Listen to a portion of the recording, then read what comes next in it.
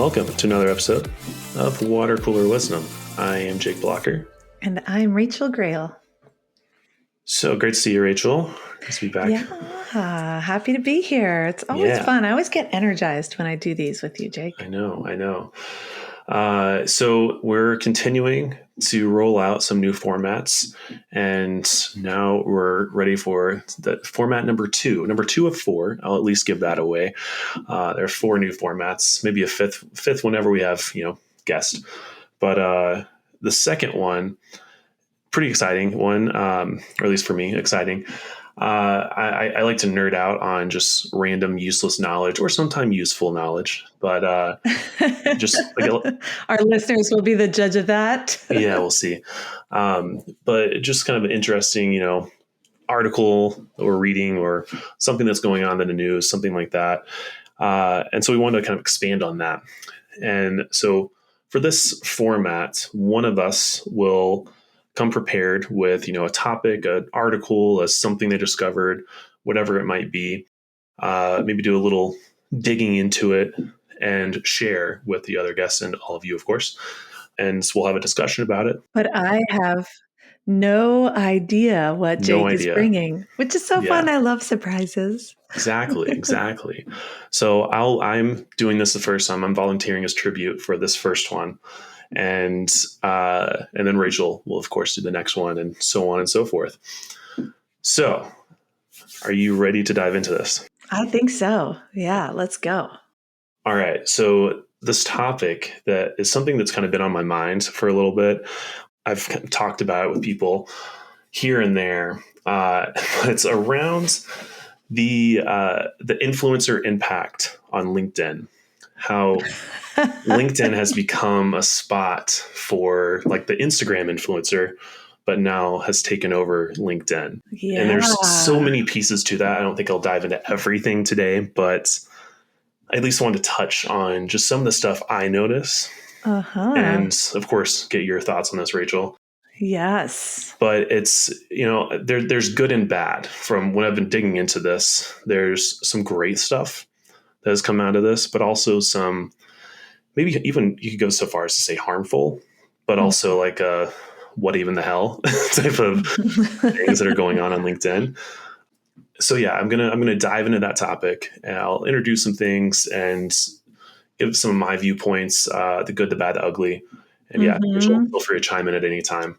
Yeah, I mean, you know me. What I love about this format is that it kind of gives people into a window into the conversations that we have on the regular. Yeah. It's like we bring topics to each other. And the thing that strikes me right away is that when I'm on LinkedIn, I try to have the framing always of like, I always appreciate seeing people out striving, doing their thing, whatever version that looks like. And some of them align more with what feels like, oh yeah, this feels values aligned, and some align less. And so I just want to, I'm not sure what you're going to say or how you're going to bring it, but the first thing that comes to mind for me is that you listener out there might be going, oh, LinkedIn, and we all have our opinions and experiences. Yeah. And so I think it'll be interesting to have this conversation and think about what value can we derive from noticing what's happening out there in the world. Yeah, exactly. So I'll dive in. So I'm going to start with a little back in my day. So back in my day, early LinkedIn days, it was, as you may remember, it was much more about, job search, job hunt, seeing what's happening to people, former, current coworkers, whatever, what have you. What are they doing? Some job updates. Yeah, that seemed to be kind of what LinkedIn was. And from the LinkedIn side, I'm sure they probably weren't making a ton of revenue off of that, and hence where we are now. And so flash forward to now, where it is much more content driven, again, for good and bad reasons. So if you open up your LinkedIn feed right now, you're probably going to see just a whole bunch of quote unquote influencers that are filling up your feed. The LinkedIn algorithm is pushing things to you based off of maybe some people you follow or you actually want to know about, and then a whole lot more that are just suggested. And of course, ads in between that. And it's a whole lot less of companies. So for example, company updates are not really there anymore. So I being a marketing person, we have to shift our strategy. So marketers out there will understand that with LinkedIn switching to this, individual content creator driven format, it's no longer on, a company page to put out great content, although we still try to. Right. It's on individuals within a company. So now you have to get your CEO or your C-suite to be influencers, Right. which good luck with Right. that. And everybody's thinking about what's my personal brand Exactly. from a business perspective, and how do I align that with kind of, there's this whole human component of it. Mm-hmm. I feel like this might align somewhat with the way in which we're looking at. I think it's kind of beautiful in some ways, where people are bringing their whole selves to Mm-hmm. work. We're kind of more interested in the whole person Mm-hmm. in a business context than maybe we were before. There was maybe more of that like separation Yeah. or distinction, and yet and And yet yet, not always. Yeah. Yeah, and so we've seen out there kind of. I'll go towards the bad side of this. Of if you any redditors out there, if you've seen the subreddit LinkedIn Lunatics, if you haven't, it's great. People post the craziness that the influencers out there are posting on LinkedIn. There's one of like, I proposed to my fiance, and here's what it taught me about B2B Exactly. marketing. Yes, exactly. So it's this weird clickbait stuff that people are putting out there. And Yeah. it's those weird ones, but also there's kind of the flip side of it, of like 10 things successful people do, which surface level, cool. But what the content actually is, like, drink water, exercise. Like, yeah, duh. this is not, this isn't Yeah. changing my life. And so these are the things that are filling up feeds. And then what tends to happen because of how LinkedIn does their algorithm is, if you look at the comments on there, it's just people being like, this is amazing. This is the best thing ever.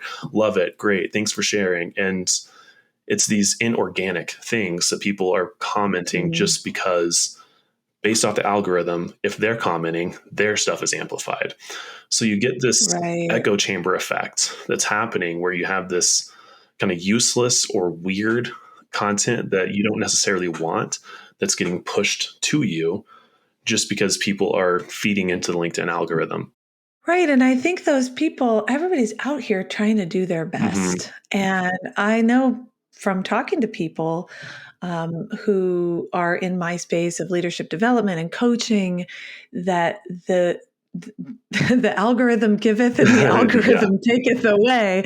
And there's this pressure to do that 3 tips to Mm-hmm. optimize your thing, like to do the SEO Yeah. kind of push. And they think, do I have to do this in order to be successful? And many people feel that this is the way, this is the proven way that we're doing it now. And so they got to kind of hold their nose and generate that type of content. So I think it's such an interesting question. I mean, what do you imagine if you could wave a magic wand, Jake, and Mm-hmm. make LinkedIn the utopia of business information or networking? What would that look like? I've been thinking about that when I was writing this out, and honestly, I don't know. Like, I don't know what the answer to this Yeah. is, because, for me, there are some people on LinkedIn I follow, and I get a ton of value out of. And there's like a Hmm. couple people specifically who are putting out content that's in my marketing world. And it's stuff that, what, Yeah. I'm not an expert in this. I also, we're a teeny tiny team of 2 people who have to do a million different things. So if I can follow some of these experts out there who know more about these like niche things within marketing that I don't know about but need to, I can gain a Right. lot of value. I've screenshot things, I've pulled things, I've attended webinars based off of some of these people. But So then, people who are sharing what they've learned yes, on the like road, true whatever road value they are. of like, this is something that was interesting to me, and or that Hmm. I think that clients have said this has been valuable, so I want to share this with you. And that stuff Hmm. I appreciate. And, it's people not afraid to give away their IP. They're that, like, here it is. I just want to be of value to you. And if you Hmm. happen to also, want to work with me and be a client, awesome. Otherwise, here's some Right. stuff. I just want Yeah. to better your marketing. Anyway, that's for me. I like that side of it. I think that side is great. It's what we talked about earlier, the lessons from proposing to my girlfriend. It's these types of things, or the bro influencer, or there's also the side of it that what is it, the hustle, the grinds, like really promoting the grinds of, you need to be working 60, 70, 80 hours a week, and that's the only way to be successful. There's that really dangerous, harmful side of that, the work to live, or live to work type of mentality that could get pushed out. And people grab onto that like, oh, I guess I need to stop complaining about working extremely hard for my 40 hours and going home and taking a nap. I feel terrible about that. I need to be doing some side hustle. And that's not realistic for everyone. Yeah. Yeah. It strikes me that LinkedIn, as is the case with any of these social networking apps, are a microcosm of the internet, right? So whatever it is that you interact with and you are interested in, there's going to be some version that maybe aligns more with you Mm-hmm. or less. It kind of goes to what I was talking to. I love your piece about looking for what really gives you Yeah. value. But what gives you value is going to be different than what gives someone else value. Like someone else is at a different stage of experience Yeah. or has a different point of departure. And so who are we to know what's going to be valuable to someone else? But I think what I'm hearing and what I experience is just the flood of uniformity, or Mm. the dilution of value, because there's the algorithm rewards Mm-hmm. consistent posting Yeah. because that's what drives the Not business quality. model. Yeah.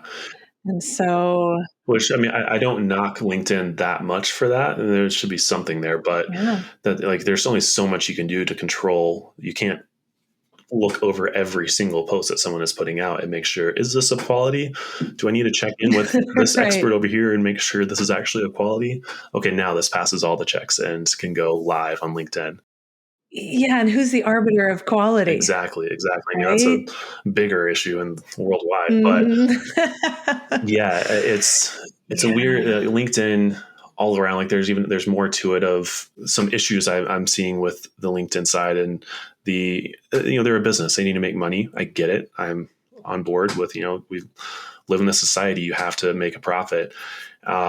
If other marketers out there who experience the advertising side of it, they understand, the workings of that, where if you are a B2B business, LinkedIn is the best platform to target Mhm. your audience. You can get really niche with who you're going after in the B2B audience, but it's very expensive. And they also try to push Mhm. their LinkedIn network, which is like external third party advertising. And they try to push that. And like, that's how you're going to get all the views and all the clicks and everything. And they're not putting it in places that your audience is going to be, or maybe they are. It's just like, I don't want to deal with that.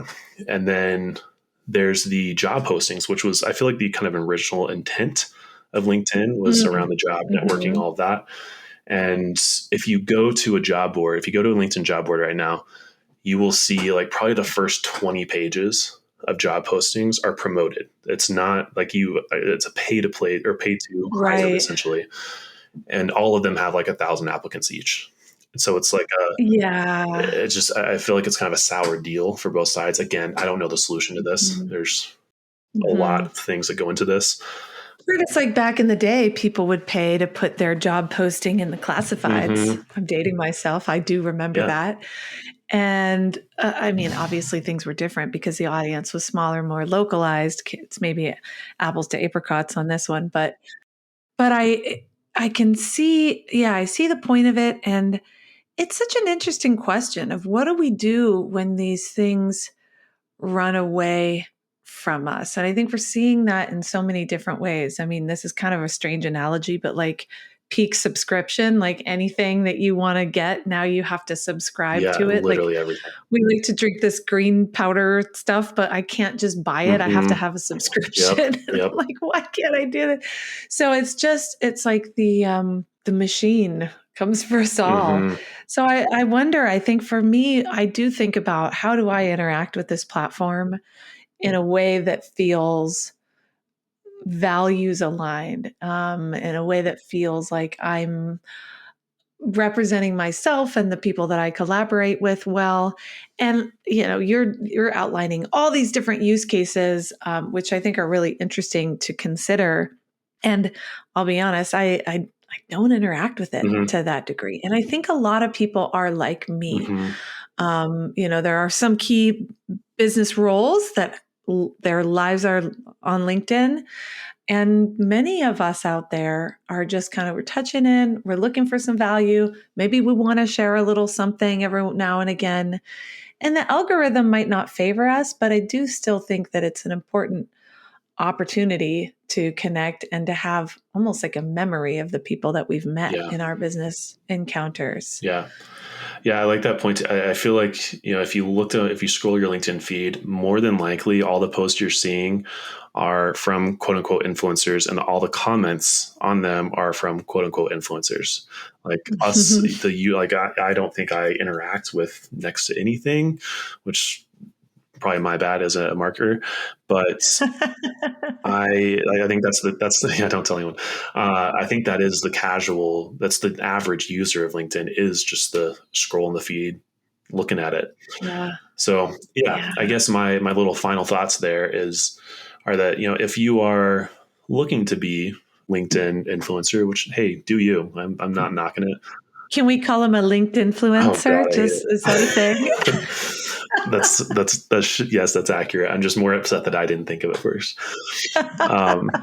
Yes, I think, going back to what you said earlier, it is, know your brand, know your personal brand. Which, side note, I do love that is something that's picking up steam, because I think every professional should know their personal brand.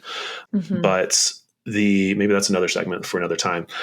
Anyway, Mm. aside, the know your brand, know your audience, know the people you want to reach. Is this like, future employers? Is this audience, people, future clients, future people you want to work with, whatever that might be? Think of them, think of what they want to see, think of what they already know and what is going to be of value to Hmm. them, and put out content they actually want to see, not what you Hmm. think they want to see, or just something you might find interesting, or you think is just Hmm. going to get a ton of clicks. Don't clickbait us. Give us something good. Not looking for the junk food of media content. No, no, I want nourishment. I like that. Nutrient dense Hmm. content. Yeah, but that might not be everybody's brand. It's not. It obviously isn't. Yeah, yeah, it obviously isn't. And again, it's sort of like live and let live. My whole perspective is generally like make whatever choices you want to make. I used to teach a course on personal brand, and I always would say there's no prescription for this. Hmm. Like there's no one saying you have to do this or you have to do that. Some people make a whole personal brand about like using expletives and being really edgy or whatever it is. That's not right for Yeah. everybody. But it's just about, I think for me, making well considered choices rather than going along with what you think you ought to do. Because I know a lot of people that it pains them to get on LinkedIn and they Oh yeah. force themselves to do it because they're dutiful, because everybody's just trying to make their way in the Hmm. world. And I don't hold the answers to everybody's success, but I do think that there are some folks out there. I think there's a big population out there that really value authenticity Hmm. and value conscientious presentation. So, Yeah. Agreed. Well, yeah. this was our first little share. Uh, Yeah, we'll live to post another day. yeah. I've been putting off posting. Actually, I'm supposed to, but I need to, but I know I'm supposed to do it. it's all good. It's all good. Yeah. Well, if you're out Well, there, Rachel, how was this for you? Do you feel educated a little bit, or at least heard on? well, I'm glad that we talked about it. I'm glad that we talked about it because I think it's almost like a little bit taboo in a way. When you said it, I was like, "Ooh, careful! We Oh don't want yeah. to like." If you're a LinkedIn influencer, please call us, have a Yeah, please conversation. We want to hear from your share our perspective. podcast.